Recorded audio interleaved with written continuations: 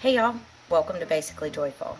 My name is Rachel. Today I'm going to show you one of my favorite LipSense colors, Caramel Latte. I'm going to show you the exact color and how to put it on.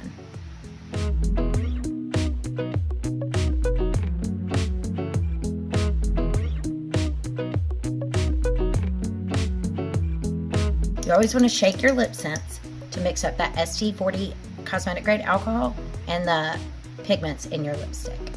The ST40 alcohol that's in your LipSense helps keep it bacteria free.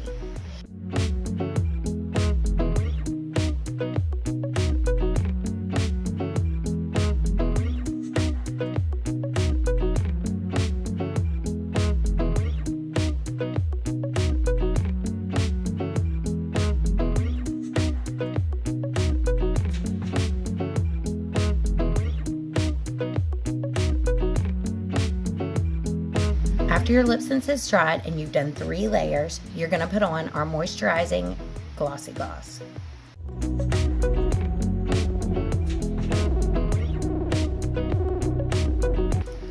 Hey y'all, thanks so much for watching my video today on how to apply Caramel Latte LipSense.